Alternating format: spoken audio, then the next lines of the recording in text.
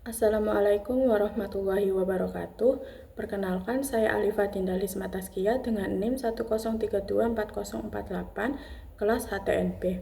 Di sini saya akan menjelaskan materi tentang hudud, kisos, diyat, serta reformasi dan positifikasi hukum Islam di Indonesia.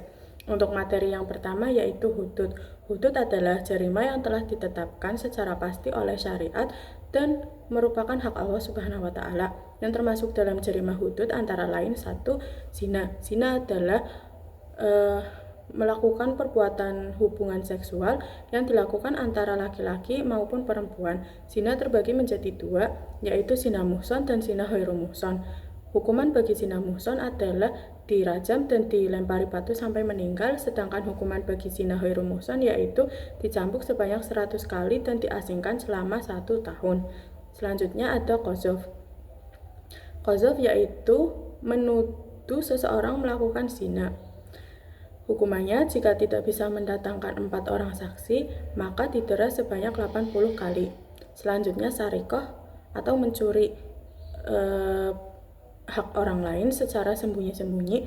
Hukumannya dengan dipotong tangannya sebagai balasan atas sesuatu yang telah ia perbuat atau lakukan.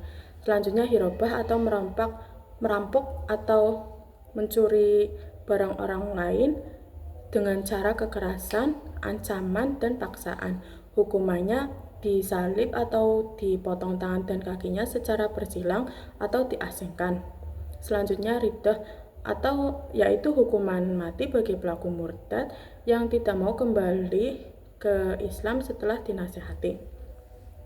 Untuk materi selanjutnya yaitu kisos. Kisos adalah hukuman yang setara dengan tindakan kriminal yang dilakukan, khususnya pembunuhan. Pembunuhan sendiri dibagi menjadi 3, yaitu pembunuhan yang disengaja, pembunuhan semi sengaja, dan pembunuhan karena kesalahan. Hukuman bagi pembunuhan yang disengaja adalah kisos apabila terjadi rencana tipu daya dan tidak mendapat maaf dari pihak keluarga korban. Tetapi jika pihak keluarga korban memaafkan, maka hukumannya berupa diyat.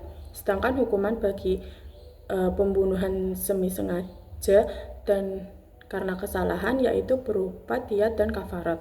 Materi selanjutnya yaitu diyat. Diyat adalah pemberian yang dilakukan oleh pelaku kejahatan kepada keluarga korban dalam bentuk uang, barang ataupun hewan ternak seperti sapi, unta, kambing, dan lain-lain. Diyat dibagi menjadi 3, yaitu diyat berat, diyat ringan, dan diyat anggota tubuh.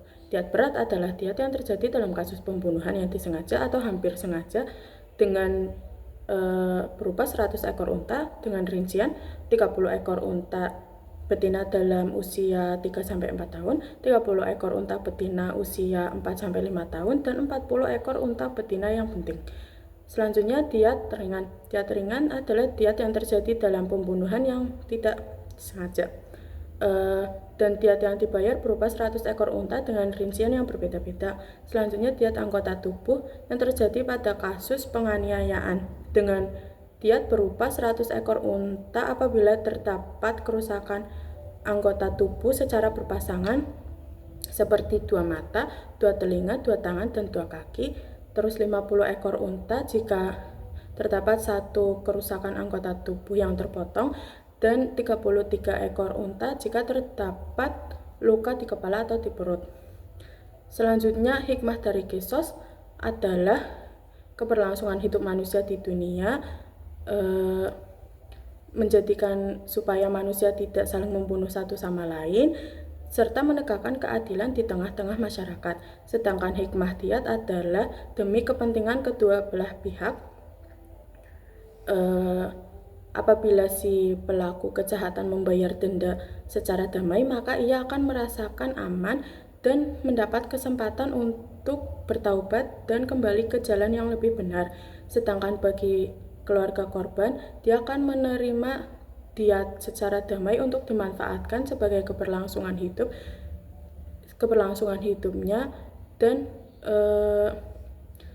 untuk menjadikan meringankan sedikit kesedihannya.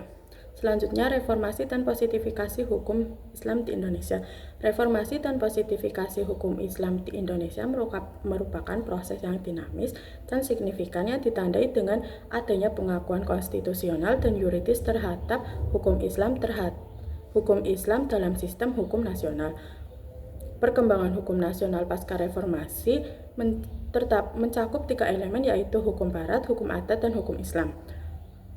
Hukum Islam pada era reformasi berkembang pesat melalui jalur kultural.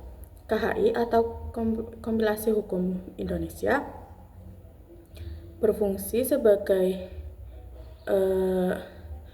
sebagai pedoman dalam hukum material yang mengikat bagi peradilan agama dalam berbagai bidang seperti perkawinan, perwakafan, dan kewarisan. KHI, Kompilasi Hukum Islam sendiri terdiri dari berbagai bidang yang mencakup aspek kehidupan umat Islam seperti kitab ibadah, kitab muamalah, kitab pidana, dan kitab keluarga. Namun, perlu diingat, semua sumber hukum Islam tersebut bukan satu-satunya di Indonesia, tetapi terdapat sumber hukum Islam lainnya seperti Al-Quran, hadis, dan fatwa-fatwa ulama. Demikian materi yang dapat saya sampaikan. Kurang lebihnya mohon maaf. Terima kasih. Wassalamualaikum warahmatullahi wabarakatuh.